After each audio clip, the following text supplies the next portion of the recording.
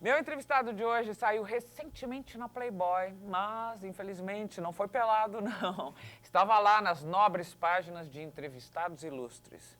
Por falar em físico, ele é um magrinho com muito orgulho. Seu programa de televisão é um sucesso absoluto em todos os trocentos horários que já teve. Todos, ou quase todos, os músicos querem promover seus discos e shows ao lado de seu público animado, irrequieto e adolescente. Quem não se deu muito bem com isso foi o presidente Fernando Henrique Cardoso, mas esses são outros 500. Ele começou tarde na televisão. Primeiro fez rádio. E apesar de não tocar nenhum instrumento, esteve sempre ao lado da música. Seu nome anda surgindo como candidato a líder de campanha contra drogas. E isso é um dos temas que ele quer esclarecer. Hoje, de frente comigo, Serginho Groisman. Essa semana você está em que horário? 10 para as 4 da tarde. Você é um sobrevivente. E isso quer dizer que o seu programa é um programa muito interessante, de muito sucesso. Porque essa quantidade de mudanças faria qualquer programa afundar, não é verdade ou não? Em princípio, sim. Na verdade, o hábito faz o monge e o espectador ao mesmo tempo, né? A gente sabe que o seu programa entra pelo menos depois de qual programa. Né? Esse hábito de pelo menos não fixar necessariamente o horário, mas fixar uma grade, é importante. Mas, de qualquer maneira, tem um benefício aí. O programa já andou das 10 da manhã, num domingo, até as 11 da noite. Já trafegou. Então, diversos públicos diferentes já viram. Então, o garçom, o vigia noturno, e o estudante, e não sei o que, as pessoas podem ver. Mas você sabe o que mais? Eu acho que já virou também uma característica engraçada, interessante. Eu já vejo pelo lado positivo. Eu acho que as pessoas já não falam assim, pronto, mudou. Já falam assim, vamos ver onde que ele está agora, tal. Eu acho que você tem um público fiel, não tem? Eu tenho. É verdade que essa fidelidade ela não pode ser comprovada no sentido assim, eu estudo tal hora, eu só posso ver tal hora. Eu perco públicos e ganho outros públicos, conforme o horário. Mas, como você disse, isso também é vantajoso, é brincadeira, já estou querendo entrar para o Guinness. Faz parte do seu show? Faz parte. Você sabia o que você ia virar na vida? Você virou o que você queria ser? Não. Você sabe que eu nunca soube exatamente o que queria ser. Eu sempre soube que sempre gostei de trabalhar com gente. Eu me recordo de quando eu era criança mesmo. Criança de quantos anos? 6, 7 anos, assim. Andava pela rua. Onde? Que rua? Em que cidade? Em São Paulo, no bairro do Bom Retiro. E eu andava querendo que as pessoas me conhecessem. Então oi, como vai? Oi, tudo bem? Você passava e ia cumprimentando? Mas bem baixinho. Oi, tudo bem? Tudo bem. E hoje é engraçado. Hoje é um pouco isso. As pessoas me cumprimentam. Oi, como vai? Eu falo, oi, tudo bem, tudo bem. Essa imagem me veio só recentemente, eu não lembrava disso. Que é muito bonitinha, hein? Imaginar alguém tentando, o que é? Fazer amigos ou se conhecer as pessoas, gostar de gente, eu acho, né? Você falou Bom Retiro, você se chama Groisman, você é de família de judeus? De judeus da Europa. Que geração foi a última lá na Europa? Os meus avós. Não, meus pais. Seus pais? Meus pais vieram, eles se conheceram aqui, mas meu pai atravessou da Romênia, da Transilvânia, perto do Drácula. Ele atravessou de trem até pegar o navio, atravessou a Alemanha nazista, antes ainda de haver a perseguição contra os judeus, e minha mãe saiu de Varsóvia, veio para cá, e eles se conheceram aqui no Brasil dançando, que eles dançam tango muito bem. Maravilhoso. Né? Dança de salão? Dança de salão. Eles tiveram quantos filhos? Eu e minha irmã. Você se deu sempre muito bem com a sua irmã. De onde saiu essa vocação para a compreensão dos jovens, dos adolescentes? O que é isso? Olha, eu, na verdade, nunca soube muito bem. Na verdade, as coisas foram acontecendo na minha vida de uma maneira totalmente imprevisível. Totalmente. Quando você me perguntou, você é o que você sempre quis ser? Eu, na verdade, nunca soube muito bem o que eu queria ser, assim, de uma maneira definitiva e definida. Quer dizer, com tantos anos eu teria que estar na faculdade, com tantos anos deveria estar casado e com tantos anos ter essa profissão. No começo eu queria ser bombeiro, mas isso era de criança. Jogador de futebol, como todo mundo, cantor, porque eu achava que cantava. Você joga algum futebol ao menos? Eu jogava, mas eu não, depois comecei a fazer televisão, se você me machucar não posso andar, então inviabilizou algumas coisas. Eu gostava de correr na rua e não posso mais também. Ou seja, você não faz exercício algum? Não, eu faço algum.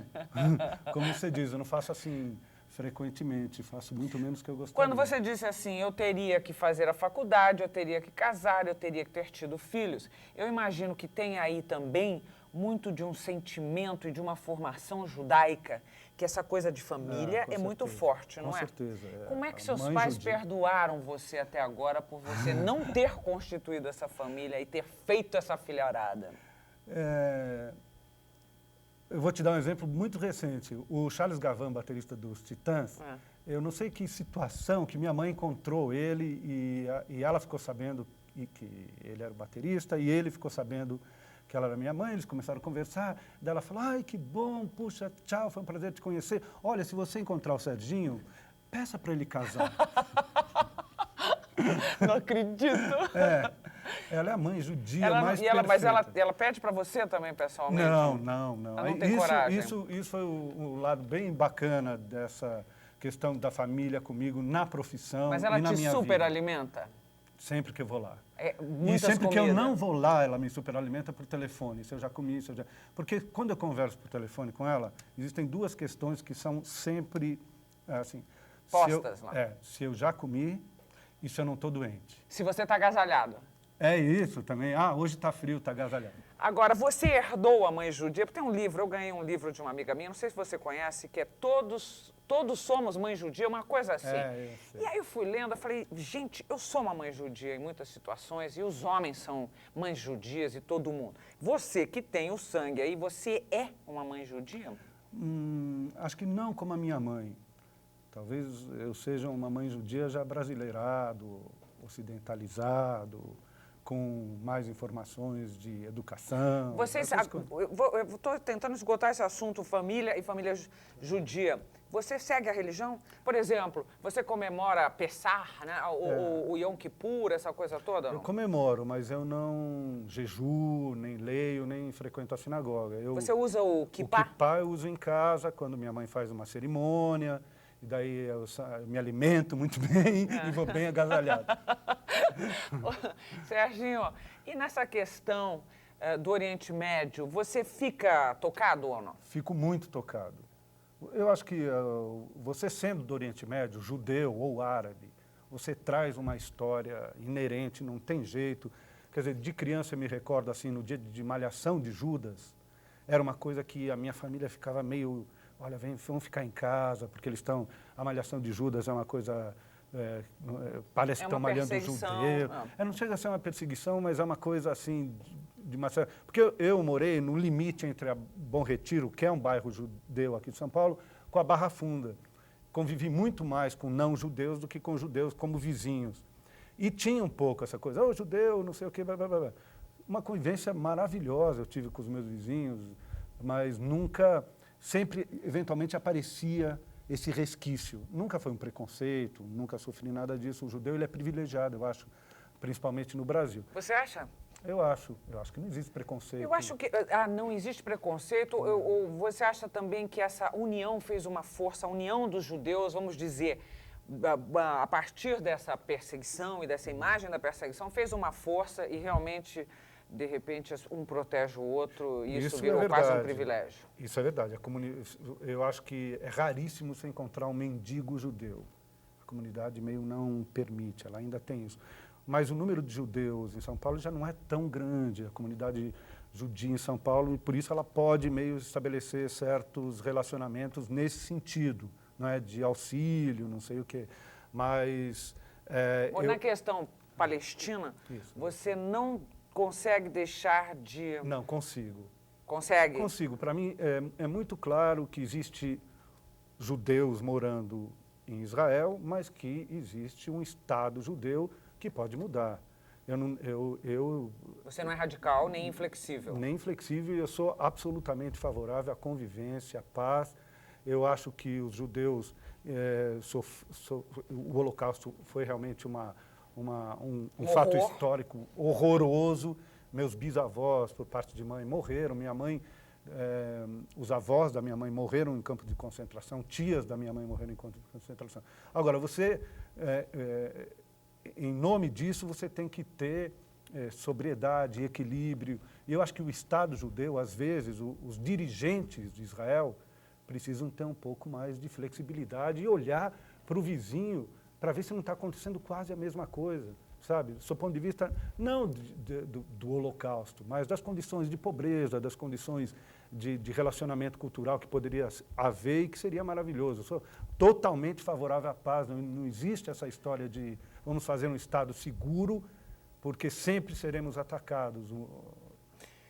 Para encerrar esse bloco, uma pergunta curta para uma resposta rapidíssima. Jerusalém é de quem, afinal? Do mundo. De frente comigo, Serginho Groisman, intervalo e a gente volta já. Matéria-prima. Come on, baby, it's time. Um ano de MP, um ano graças a vocês, pessoas que fizeram de Matéria-Prima um programa possível, legal, ultra, super, hiper, maxi, mega.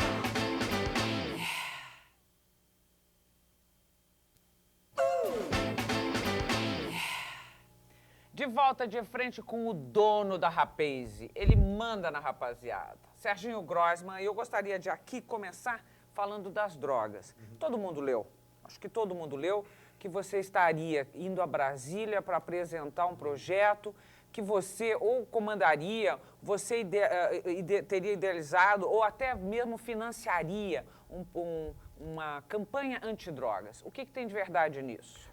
Já o título, ele já não é verdadeiro, uma campanha antidrogas. Eu parti de uma ideia que é o seguinte, o Ministério da Saúde, com a Adib Jatene, criou em relação ao cigarro, o Ministério da Saúde adverte que o cigarro pode ser prejudicial à saúde. E daí, existem essas campanhas contra as drogas, onde se colocam todas as drogas no mesmo saco, não é? Menos o álcool. Menos o álcool e menos os cigarros que são legalizados. Exatamente. Não é? Mas das drogas ilegais, as pessoas começam a achar que tudo é igual. Que a pessoa que fuma maconha tem as mesmas consequências de uma pessoa que se vicia em crack, por exemplo. Eu não conheço ninguém que morreu, por exemplo, de overdose de maconha. Então, eu acho que o Ministério da Saúde deveria esclarecer cada droga de uma maneira diferente. Quais são os malefícios que ela pode causar. Não é uma campanha antidroga, mas também não é uma campanha a favor da droga. Precisa acabar essa coisa falsa ou ignorante, vamos dizer, de mostrar sempre a droga como o horror do horror. Tem que, se fosse o horror do horror, não estava aí há milênios. Tem que explicar que é aparentemente agradável, né? Ou de fato agradável e que tem uma consequência e tem várias diferentes consequências, como você está querendo colocar. Eu acho apenas que o Ministério da Saúde devia ter uma atitude corajosa de colocar cada droga quais são os seus malefícios, mas ter aí também uma coincidência científica, porque, por exemplo, para pegar o adolescente no terror, muitos falam assim, todas as drogas causam impotência. Então, você, adolescente, cuidado. Agora você não vai sentir nada, você vai curtir, mas lá na frente, ó, impotente. Isso não é Isso não é um assunto que interesse a nenhum adolescente nesse momento. Exatamente. Mesmo porque, na prática, eles percebem ali que nada passa, porque eles estão no auge do vigor. Exatamente. É isso? Ok. Então, eu acho que tem que acabar com hipocrisia. É muito mais uma campanha de informação do que uma campanha antidrogas. É responsabilizar cada pessoa por seu corpo. E era isso que você iria a Brasília, você vai a Brasília para levar essa sugestão? Começou a sair, eu não entendo, aí é uma outra discussão, que é uma questão de como a informação no Brasil ela vai passando, ela vai crescendo. Como ela vai passando e vai crescendo? Eu dei uma entrevista falando a respeito disso que eu estou falando para você. Num outro jornal já saiu que eu queria fazer parte da campanha antidrogas e ser o garoto propaganda dela. E numa outra, já no Nordeste, saiu que eu queria bancar essa campanha, botar dinheiro do meu bolso. Sim. E eu não Aliás, tenho... você tem essa grana toda? Não tenho. Mas você está bem? Estou bem, graças a Deus. Então vai, e daí? E daí a coisa cresceu para um plano da desinformação. Uma outra coisa, e quantas mulheres abortam por ano? 1 milhão? Ou mais. Ou mais. O Ministério da Saúde poderia fazer uma campanha de esclarecimento para essas pessoas que fazem o aborto em casa. Porque, na verdade, eu estou falando de uma coisa paralela que tem a ver, porque a gente estava Tem a conversando ver de hipocrisia. porque é um problema hoje adolescente grave. Grave. Serginho, a verdade é que o buraco é mais embaixo, que nós estamos falando de assuntos que deveriam ser prevenidos lá atrás, no começo, na chamada educação e na saúde. Com certeza, Gabi. Agora, se a gente conversa com algumas pessoas e fala assim, poxa, se a gente colocar esse tipo de informação, quer dizer que a gente está concordando que existe 1 milhão de pessoas fazendo aborto, mas existe. E o que nós vamos fazer? Esperar que a educação no Brasil melhore? Isso é uma coisa a longo prazo que deve ser feita. Mas, ao mesmo tempo, nós temos que evitar que pessoas morram de hemorragia e pessoas morram por overdose, por não ter informação a respeito das drogas. Não é nem a favor e nem contra, é esclarecimento. Bom, e por falar em esclarecimento e em informação desviada ou torta, como é que você vê hoje o desempenho da mídia brasileira? O que acontece com a nossa imprensa, com a nossa televisão, na sua opinião? Eu acho que a gente tem a pior e a melhor televisão do mundo, ao mesmo tempo. E eu acho que a gente tem um jornalismo impresso, principalmente, muito mais eficiente, porque a liberdade dá eficiência, né? Eu acho que hoje a política brasileira é vigiada pelo jornalismo, isso é maravilhoso. Agora, existem excessos.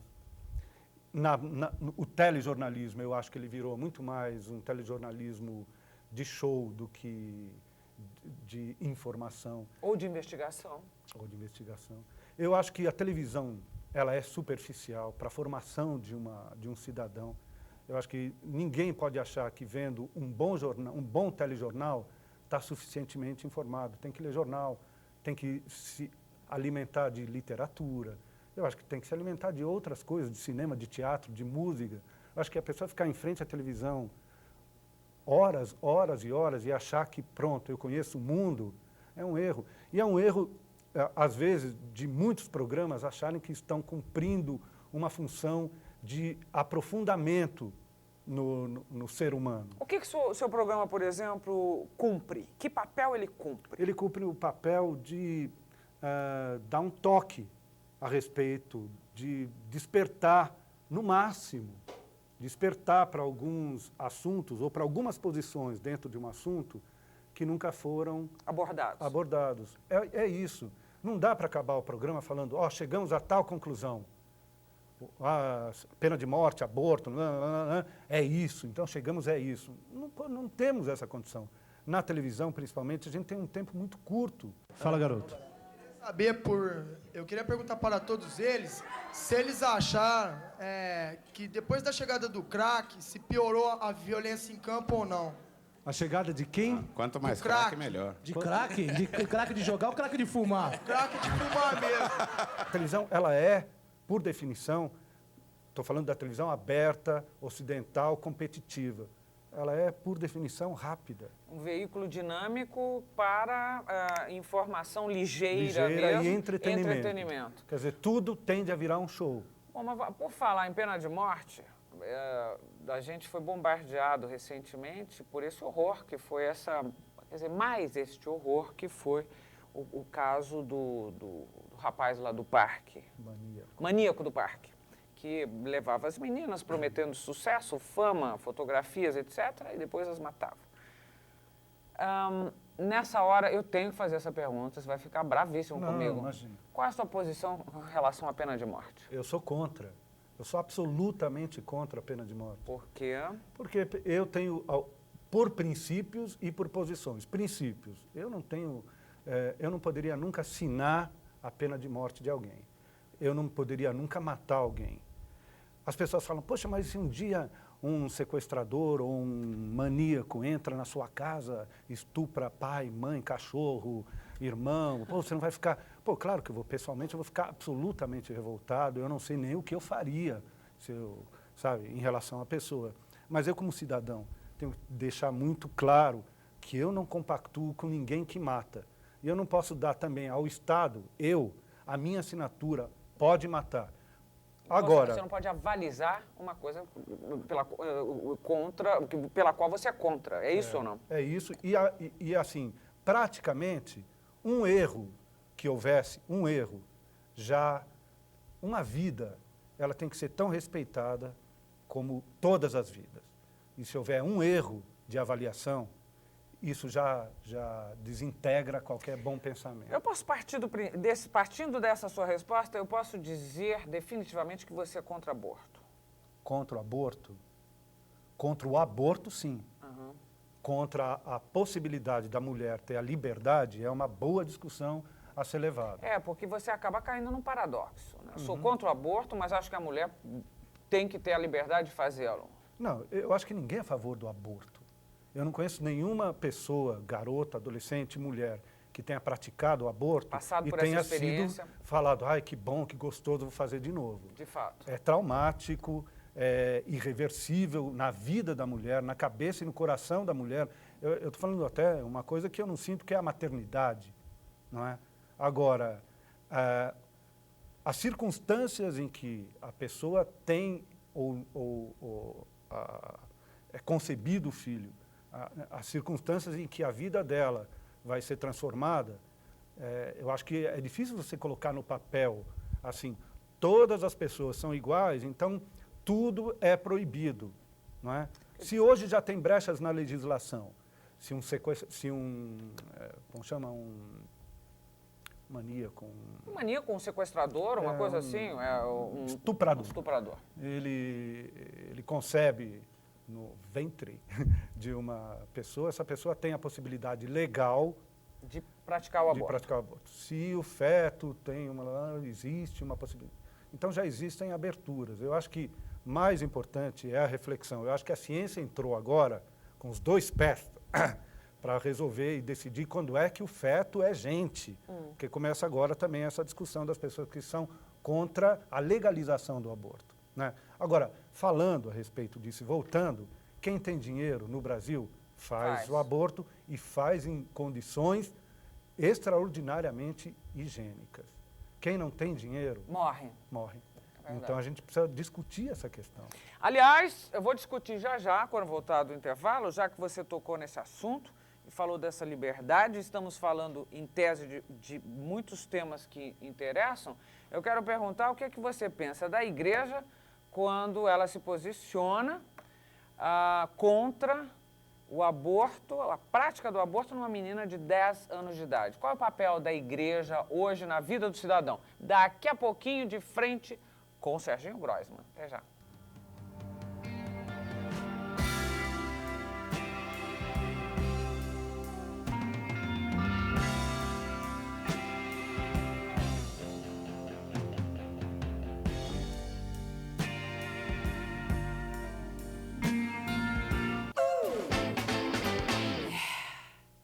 De volta de frente com o garotinho, meu amigo Serginho Groisman. Você sabe que toda vez que eu te vejo, não consigo deixar de pensar numa história que aconteceu muito tempo atrás, quando eu ainda trabalhava na TV Globo, muitos anos atrás mesmo. E que o Edivaldo Pacote, que trabalha até hoje lá, o querido Pacote, ele disse uma vez assim que o Nelsinho Mota tinha por profissão ser jovem. E eu olho para você e eu sempre me lembro disso. Você é o jovem, mas não era. Como é que é essa ambiguidade em você? Eu acho que a referência que as pessoas têm de mim é o programa, né? É o meu comportamento e não que eu seja um ator nem nada. As pessoas perguntam assim, como é que dá certo ficar tanto tempo trabalhando com adolescentes, eles não cansam, você não acha que está defasado e tal? Eu realmente, os fatores são os seguintes. Primeiro, não me comportar como um adolescente. Você pode ter um olhar, você pode ter uma visão, mas você não pode ter um comportamento de adolescente. Chegar lá de bermudão e perguntar, domingo, onde é que nós vamos? Nós. Isso é a primeira coisa. Rapaz, onde é que nós vamos hoje? Não dá. Isso, eu tenho minha formação, minha vida. Isso é a primeira coisa, você não ter o comportamento. Segundo, você tem um papel, que eu tenho, no caso, jornalístico. Você tem que estar informado, não só a respeito de sexo, drogas, rock and roll e espinhas, que as pessoas acham que adolescente é só isso, mas você também se informar a respeito do mundo. E tratá-los como seres inteligentes. Exatamente. Né? Então, agora, você disse assim, não se comportar. Você não sente, a gente é da mesma idade, praticamente. Você, às vezes, não se sente infantil? Eu me sinto, por isso que eu estou perguntando. Eu, às vezes, tenho... eu me sinto muito criança, o que é incompatível, né? Mas você não sente, às vezes, isso? Não, eu na verdade, eu não cumpri o mapa estabelecido, assim. Essa hora eu devia estar casado com filhos. E não aconteceu isso até agora. Eu espero que vá acontecer. Eu acho que essas funções que as pessoas vão adquirindo, passando de adolescente para marido, de marido para pai, e de pai para funcionário, vão estabelecendo papéis bem definidos e bem claros a respeito do modo de você se comportar. Um pai, até de uma maneira inconsciente, ele tem deveres com o filho. E muda a sua perspectiva em relação, assim, à educação que você tem uma responsabilidade terrível, porque é o teu filho e tem que ser a tua cara. E se não é a tua cara, pelo menos as coisas boas que você acredita, que você tem... Eles têm que herdar. Eles têm que herdar isso. Eu não passei por isso. Então, na verdade, eu às vezes me pego com essas questões, mas elas não são questões para mim, assim, depressivas, entendeu? E nem são, assim, questões que me fazem lamentar alguma coisa. Eu me divirto ainda com as coisas que eu faço, com o jeito que eu sou e com a maneira como as pessoas me tratam e com o jeito que eu trato. Você falou que você não seguiu o roteiro, e aí quando você estava dizendo assim, então às vezes eu tenho as mesmas indagações, as mesmas dúvidas, porque eu tenho as mesmas, e eu pensei sexo, droga e rock and roll. Você já, depois da meia-noite, adultos que somos, você se relacionou com drogas? Eu me relacionei pouco com maconha. Eu tinha um problema. As pessoas que eu convivia, com 18, 19, 20 anos, fumavam. E a maconha naqueles anos 70, 70 e poucos, era uma droga socializada. Cada um fumava um pouquinho, tinha uma rodinha. Não é como a cocaína, que é individualizada, né? Que o cara aspira e não quer dividir. Adorei o gesto. Parecia uma tromba. Enfim. Pois é, tem gente acho que faz assim. Então eu nunca consegui ter um barato com a maconha, porque passava rapidamente, eu não tragava. Eu não quero dar uma de Bill Clinton. E o Bill Clinton. Exatamente, não quero dar uma de Bill Clinton aí. Mas um dia eu traguei com um amigo em Porto Seguro. E traguei muito, ele fez uma tora E começou realmente pela primeira vez a fazer um efeito. Eu comecei a dar muita risada de um tronco na areia e não parava de dar risada. De repente, me veio um lapso de não barato. Eu falei, o que está acontecendo comigo? O que está acontecendo? Será que eu vou voltar à normalidade? E eu comecei a andar. E ele falou, onde você vai? Eu falei, eu não sei. E eu comecei a encanar. Não que eu estava sentindo, mas eu falei, será que eu estou aqui? E o meu amigo, estava ótimo. E na volta ele estava dirigindo muito devagar e eu falei, o tempo está fazendo alguma coisa comigo, que as coisas estão passando muito lentamente. Então eu não fumei, porque para mim deu um efeito que não foi um efeito de prazer. E com outras drogas eu nunca... Você se imbecilizou, digamos, de alguma maneira. Eu na verdade, talvez imbecilizei ou talvez eu me... Você se perdeu em algum lugar? Eu me perdi, eu acho que eu não gosto de perder o meu controle.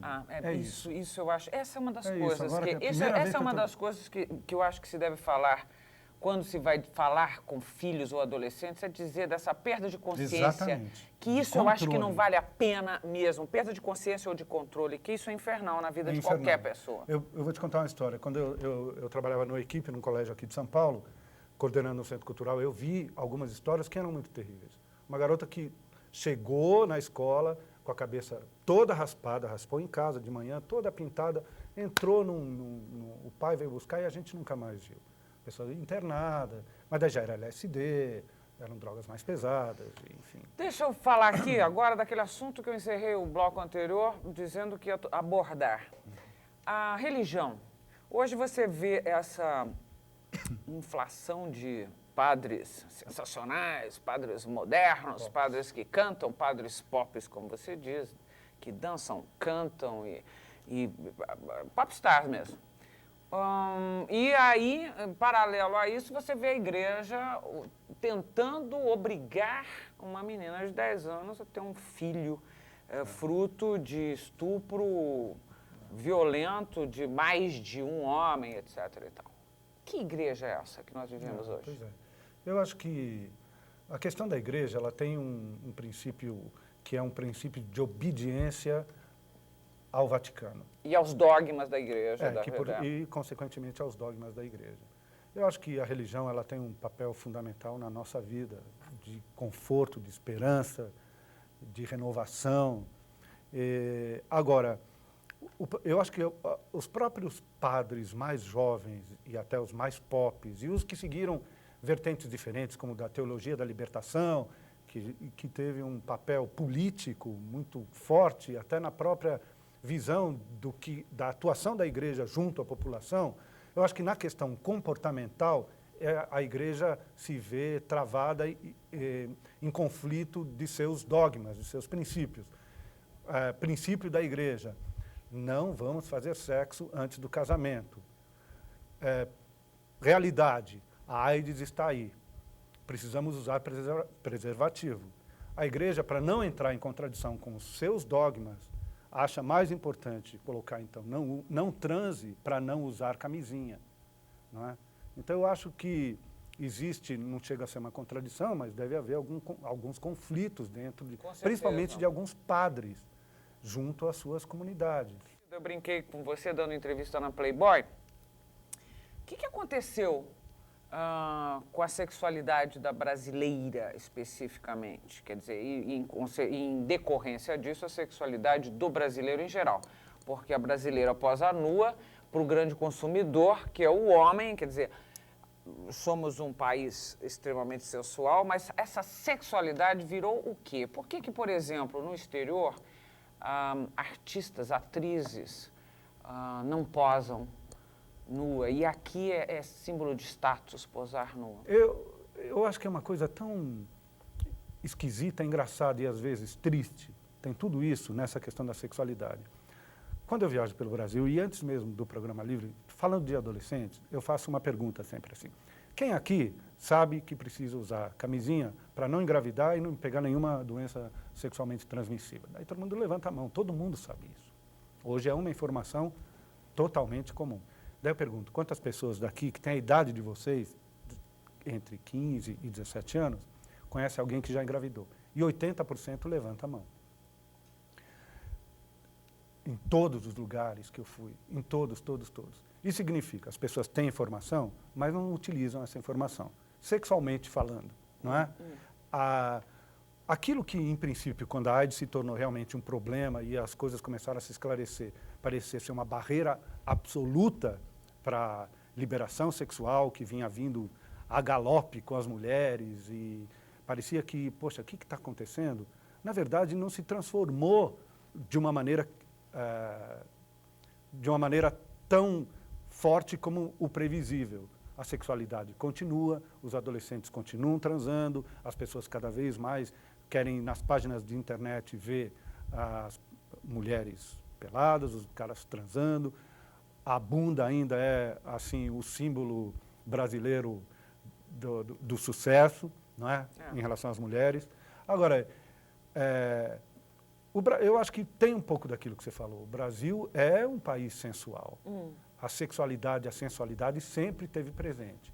E eu acho o seguinte, o mal que a ditadura fez ao Brasil não se restringiu apenas à questão da censura à imprensa, que foi gravíssima, a censura à expressão da liberdade, mas a censura à sexualidade.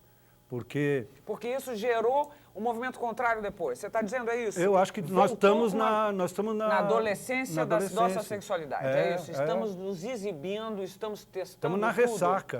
É isso que você está dizendo. Daqui a pouco tem uma ressaca. Eu acho. Agora, eu considero isso também uma questão muito natural no brasileiro.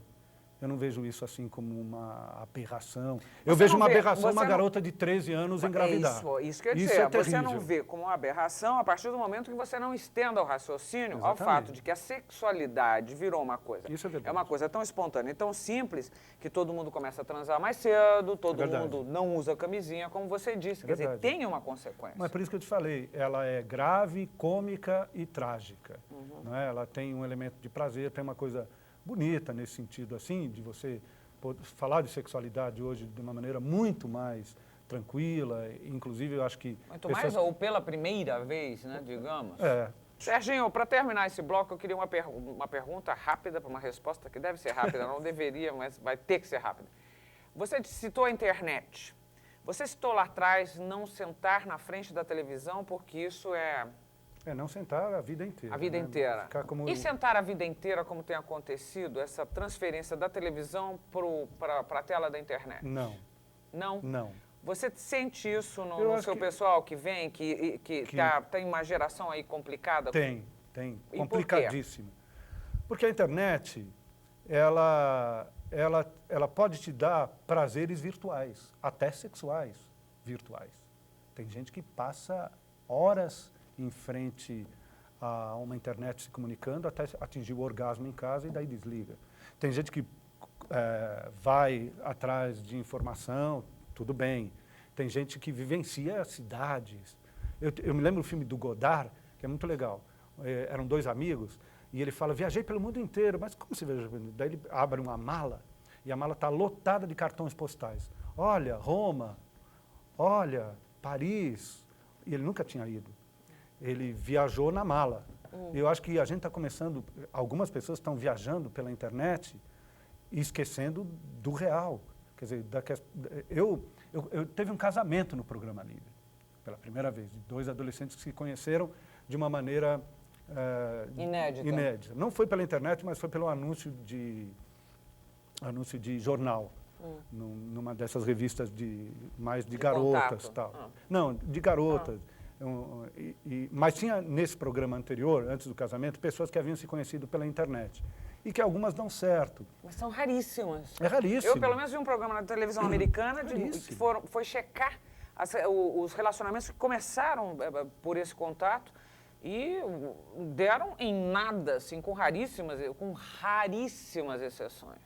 Os seus defeitos, eles podem ser excluídos na internet. E as suas fantasias multiplicadas. E os seus músculos, sua inteligência, você é um super-homem e uma super-mulher.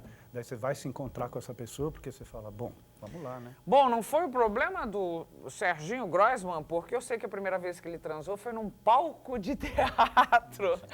Não tinha plateia, mas isso ele vai contar já, quando a gente voltar de frente com o Serginho Groisman. Até já. Eles são torcedores do Flamengo. Marcelo Falcão, Neguinho da Beija-Flor.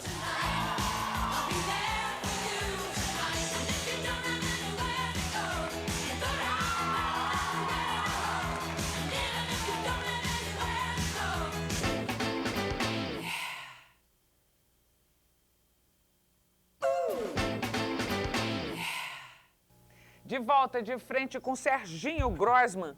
Você já se sentiu perdendo o controle do seu público alguma vez ou não? Uma vez. Uma vez eu tive uma brilhante, entre aspas, ideia de reunir as torcidas organizadas no programa. Ia ser gravado, era uma época que eu tinha aos sábados, e o sábado era gravado. Tinham 300 adolescentes e foram entrando as torcidas organizadas. Começou uma briga incrível. Você não controlou. Bom, aí você precisou de segurança. Mas, por exemplo, no caso do Fernando Henrique, que eu citei na abertura, você se sentiu um pouco sem controle? Não. Porque aí é uma responsabilidade. Quer dizer, você tem um presidente da República, mas ele também topou, ele tinha que saber, né? Quer dizer, o adolescente não é obrigado a saber, ou é que existe um cerimonial para tratar com o presidente, mas esse cerimonial não foi cumprido, já que ele estava lá fazendo um programa ao vivo. É verdade. Você disse tudo. Na verdade, ele já havia estado no Programa Livre como ministro e como senador. Ele já sabia como era. Eu parti do pressuposto que ele já soubesse como o programa estava indo. Eu acho que ele partiu de outros pressupostos em relação a mim também. E durante o programa, as pessoas questionaram, ele pôde falar. E aí também eu acho que uma coisa que eu acho que precisa ser dita é assim, a disposição que ele teve de enfrentar os adolescentes no programa. Foi formidável isso. É maravilhoso. Agora, chegou uma hora ele se sentiu realmente agredido. E ele teria razão, quer dizer, como é que chama? Não é pela liturgia do cargo, ele realmente foi agredido. Mas Não foi, quer dizer, você tem um angu de caroço aí nessa história. Você tem um angu de caroço. Tem, realmente. Ele foi, quer dizer, ele não foi tratado como presidente da República, mas os adolescentes não tratam ninguém como presidente da República, nem os pais. Não é isso ou não? Então, essa que é a grande... Aí você descobriu tudo. Angu de Resposta caroço. dada. Diga uma coisa pra mim, Serginho. O que eu ia perguntar mesmo? Agora me entusiasmei. Eu tinha uma pergunta... Do palco. Do palco. Sexualidade, novamente. Foi a primeira vez, foi num palco de teatro. Você estava com quantos anos? 19. 19 anos de idade. E por que foi num palco? Não, porque eu cuidava do teatro. Eu coordenava o Centro Cultural e eu... Centro Cultural de onde? Do Colégio Equipe. Fiquei durante anos e todos os artistas, muitos artistas brasileiros de primeira linha iam a esse colégio, porque era uma época de ditadura, lá eles podiam falar e cantar do jeito que quisessem. E eu também dirigia um grupo de teatro, me metia a dirigir um grupo de teatro, comecei a namorar uma das atrizes, né? Aluna. Mais nova que você? Naquela época, pouco mais nova. Porque atualmente me parece que você gosta de bem mais nova que você. Não é que eu gosto, eu estou. Ok, fala. E daí, numa determinada situação que a gente já estava namorando, sim, não, a gente estava lá no teatro. Sozinhos? Claro, totalmente, com absoluta certeza que estava sozinho. Fechamos o teatro, começamos a conversar no palco e da conversa tudo aconteceu. Minha vida era um palco iluminado. Pois é. Quer dizer, mas é um grande espaço, hein? Uma grande estreia. É verdade. Foi bom como cenário ou não? Como cenário foi bom, foi bom. Estou dizendo, foi gostoso como o cenário, é isso que eu estou perguntando. Foi ótimo, tinha um pé direito enorme, amplidão. Você tem superstições? Não, tenho uma ou outra mania. Superstição não tenho nenhuma. Assim, eu não consigo dormir Qual é a mania? Não consigo dormir com armários com a porta aberta. Superstição, isso se chama. Isso não chama mania. Não vem com essa conversa, não. Não, mas superstição, ela está ligada a você... talvez tenha um... Eu não sei por quê. Então, isso é superstição? É superstição. Não, mas superstição não é assim, se eu fizer isso, eu tenho medo. Se ficar com a porta aberta, vai embora não sei o quê. Não, então, ou eu vai não tenho morrer essa não sei consciência. quem. Não? Não, Então você herdou e sem saber por quê. Exatamente, eu perguntar para minha mãe. Que história é essa do talk show que você ia fazer na CBS? Ela está meio dançada já, assim, porque... O que era? Que vontade é essa que você tem de fazer o quê? Eu tenho vontade de fazer isso que eu estou fazendo aqui. Essa só conversa? sentado aqui. É mesmo? Surgiu como uma possibilidade, nem era um projeto. Do convite surgiu o comichão. Porque, é uma maravilha ver o seu programa. Agora, não é qualquer pessoa também que pode fazer um talk show. Não é assim, eu tenho vontade, quero fazer. Não é isso. Tem que ter esse olho de farol alto e, ao mesmo tempo, a cabeça funcionando. Não, mas eu acho que você faria maravilhosamente. Você tem problema de andar na rua? Pouquinho. Mas não problema, assim, de... vou contar uma história rápida. Uma vez eu estou saindo mal-humorado do cinema. Uma pessoa me encontra, um cara. Serginho, que legal, vamos conversar. Olha, não dá, estou indo embora, estou com pressa. Não, vamos conversar. Olha, vamos conversar. Não dá, vamos conversar. Mudou o humor totalmente. Sabe como acabou? Chutando meu carro. Filha da puta, não quer conversar comigo.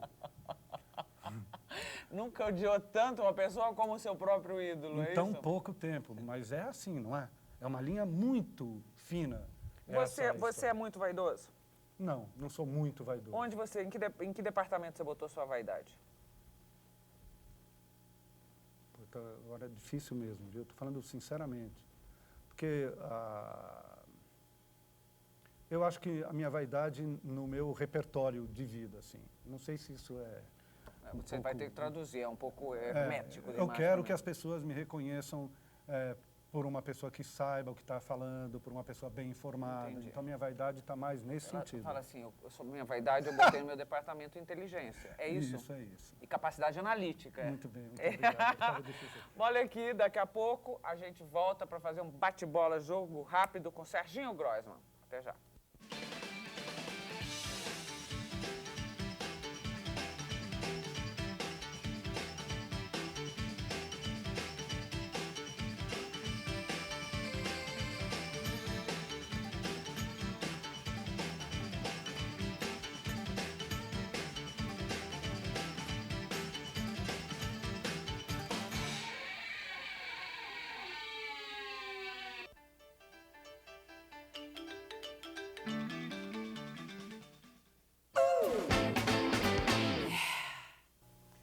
bate-bola, jogo rápido, com o dono do programa livre. Para de tremer essa mão, ele adora fazer um charme aqui. Serginho Groisman, tá preparado? Não. Vamos lá, eu gosto de comer. Mulher. Não, brincadeira. Brincadeira. Não, já respondeu, Não, meu. não Passamos. respondi. Peixe, peixe, peixe. Meu palavrão predileto é... Você já falou palavrão hoje nesse programa. Vai se fuder. Olha, veja lá. Não, foi só pergunta. Eu não gosto de adolescente quando... Eu não gosto de adolescente quando tem muito garoto junto. E eles Quando em ficam grupo. mais bobos do que eles são. Você está dizendo garotos, homens ou mulheres? Homens. A meninada se junta e fica meio... O garoto adolescente, ele é muito competitivo. Ele tem a marquinha de quantas vezes ele vai transar, quem que ele vai conquistar. E a garota não, ela é mais tranquila. Quando eu era adolescente, eu acreditava em... Tudo. Uma peça ou filme que mudou a minha vida foi... Não mudou minha vida, mas eu adoro. É Crepúsculo dos Deuses, do Billy Wilder. Nossa Senhora! Essa foi lá do maravilhoso. fundo do baú. Que Eu mais? adoro a história do cinema. E que mais? E peça de teatro que mudou minha vida. Ou Eu que- vi, é o que eu gostei, deu o em Cemitério dos Automóveis, eu achei maravilhoso. Meu livro de cabeceira. É sobre cinema, Cidade das Redes, do Otto Friedrich. Muito bom esse livro. Também, eu também sou louco pro cinema, você sabe, né? Um pesadelo inesquecível. Eu não lembro. Não, eu lembro às vezes, assim, mas Você eu não lembra sonho em geral, é isso? Não lembro sonhos em geral. Às vezes, eu acordo rindo, às vezes. Ah, é? Nunca acordei chorando. Então Mas vai ver que você não rindo- teve pesadelo até hoje? Não, já tive porque acordei no meio da noite, assim, apavorado, mas sem lembrar o porquê. Ou lembrando e falando, eu vou lembrar quando eu acordar, daí eu esqueço. Um medo. Um medo de perder as pessoas que eu gosto muito. Medo da morte, então, é isso. Você tem todo mundo ainda? Sua família está inteira? Tá. Que privilégio, hein? É, Um ídolo internacional. um ídolo internacional.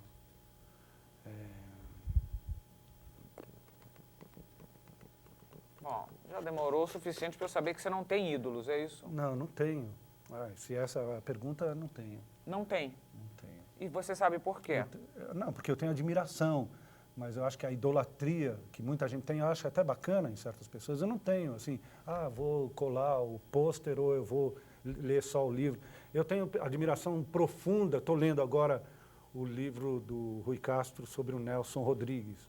Pô, eu acho a vida desse cara maravilhosa, fascinante. Então eu tenho admiração por muitas pessoas.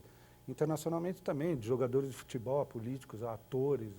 Mas eu não posso te citar assim. Este é um ídolo. Esse é um ídolo. Serginho Groisman por Serginho Groisman. Olha, essa é a única pergunta que todo mundo sabe que vai ser feita. E todo mundo vem com uma resposta mais ou menos preparada, obviamente, porque, enfim, é a pergunta, você sabe, essa vai ser feita.